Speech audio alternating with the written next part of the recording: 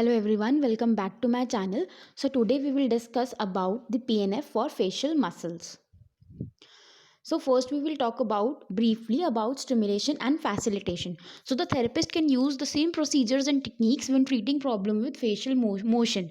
So what procedures and techniques we are talking about here? We are talking about the facilitation procedures and techniques which we use in PNF for treating extremities.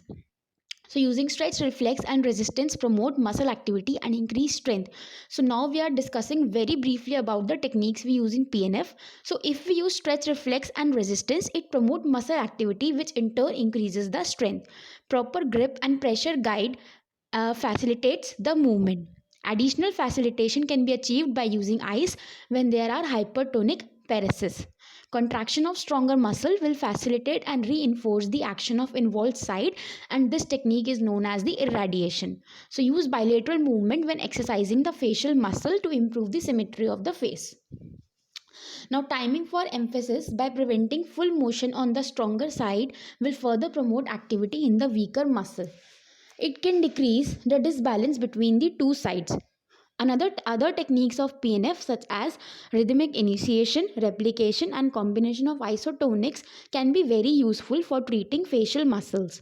Using a mirror during treatment gives the feedback to the patient which he or she needs, and verbal command should always be a functional command.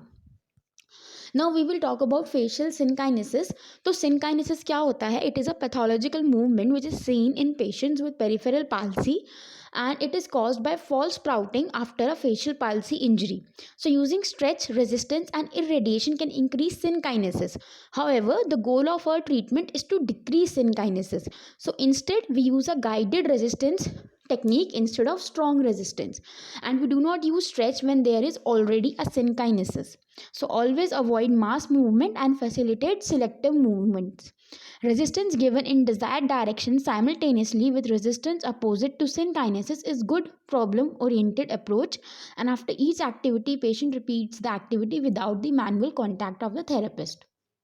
So the general procedures while treating the facial muscles include: facial movements are exercised with functional task, like I have to give a task to the patient, like you have to look surprised, you have to look worried, you have to look happy, you have to look sad, etc, etc. Diagonal movement are not the first goal, however we try to do movements in the diagonal pattern. Gross motions are mass opening and mass closing. Face should be treated bilaterally. We never treat the face unilaterally. For example, if there facial palsy on the left side, so we not always treat the left side. We always treat both the sides to provoke the symmetry of the face. So there are two general facial areas. First is the eye and the forehead, the upper part, and the second is the mouth and jaw, the lower parts. However, nose work with both the general areas because it is in between. Stronger motions in other parts of the body will reinforce facial muscle. इसका क्या मतलब हुआ कि जब आप for example कोई एक tight jar open कर रहे होते हो तो अनकॉन्शियसली आपकी फेशियल मसल्स भी कॉन्ट्रैक्ट होती हैं, so you have a peculiar facial expression on your face. Functionally, the facial muscle work against the gravity, and a mirror can help patient to control their facial movement. So now we will take each individual muscle along, we will see their action and what type of resistance and motion and command we have to give to the patient. So first we will talk about the frontalis muscle. So the action of frontalis muscle is to give surprise reaction. So the command which the therapist will give is: lift your eyebrows up, look surprised, wrinkle your forehead. Resistance is given to forehead, pushing caudally. Caudally means downward, and medially. Medially means inside. Motion works with eye opening and it is reinforced with neck extension. So this is the expression which frontalis muscle gives, and this is how the facilitation of frontalis muscle occur. You can see here the positioning of the fingers of the therapist and how the patient and the therapist guides the motion in the desired direction of frontalis muscle. The next muscle is the corrugator muscle. Its action is vertical lines in the forehead as in frowning. Means जो माथे के ऊपर आपकी vertical lines आ जाती हैं वो कौन सी muscle लाती है? The corrugator muscle. So the command is frown. Resistance is given just above the eyebrows diagonally in a cranial and lateral direction, just opposite to the frontalis muscle. Cranial means upward and lateral means outside. So motion works with eye closing. So this is the facial expression which is seen in the corrugator muscle. This is the facilitation of the corrugator muscle. So the therapist give resistance in the opposite direction, that is cranially and laterally, just opposite to the frontalis muscle which we have seen. The next muscle is Orbicularis Oculi.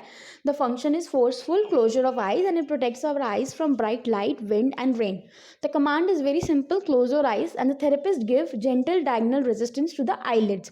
So we have to resist the eyelids and avoid putting pressure on the eyeball. We never put pressure on the eyeball. So this is the action you can see, the eyebrows, eyelids. So this is the facilitation of the Orbicularis Oculi muscle.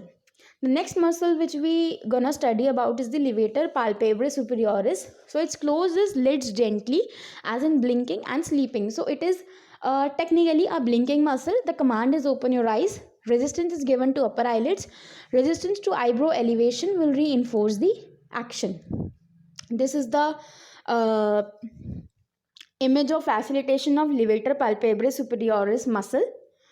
The next muscle is the procerus muscle, whose action is to give transverse wrinkles on the forehead.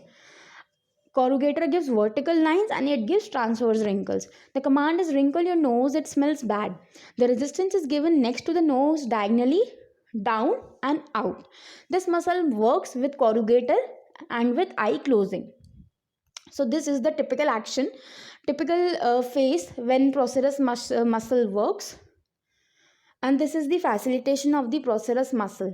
So you can see the fingers of the therapist have now came next to the nose, and these are not on the forehead now, for the facilitation of procerus muscle.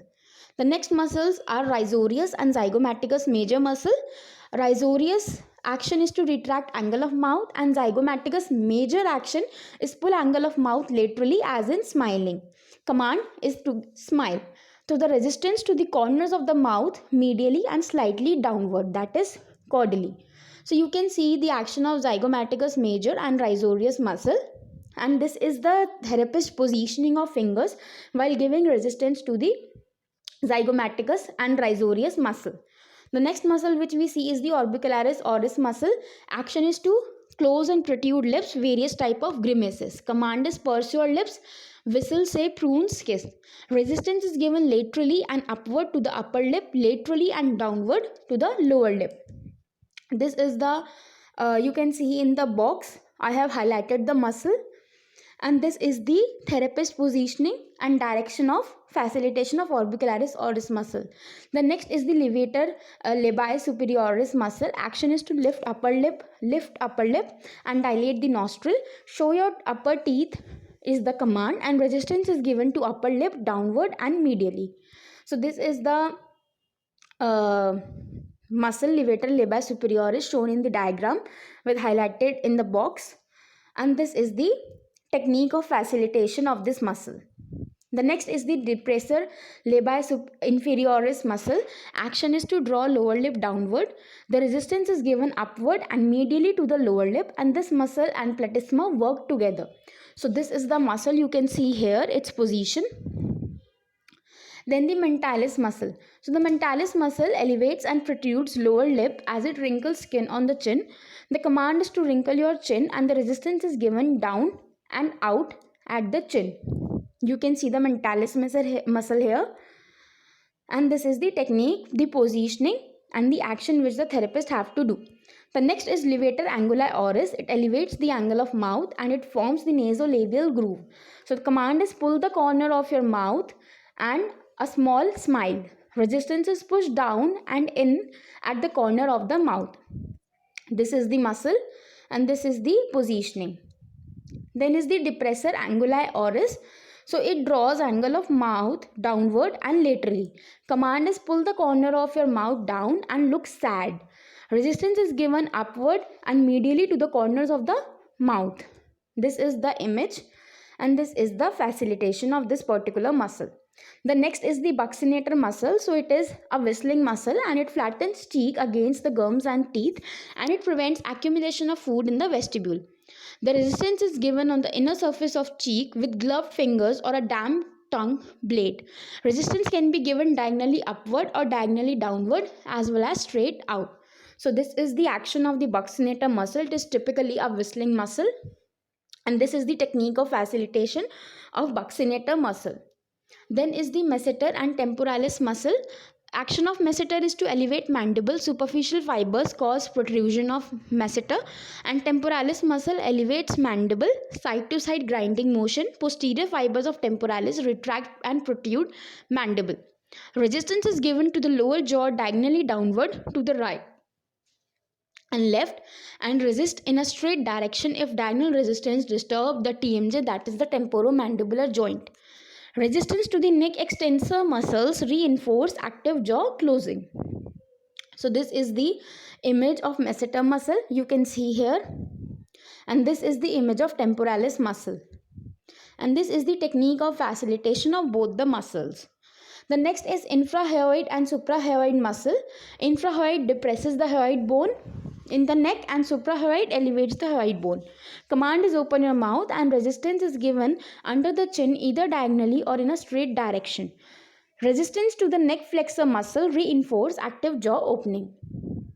This is the image, and this is the positioning and action which the therapist and patient does to facilitate the supra and infrahyoid muscle.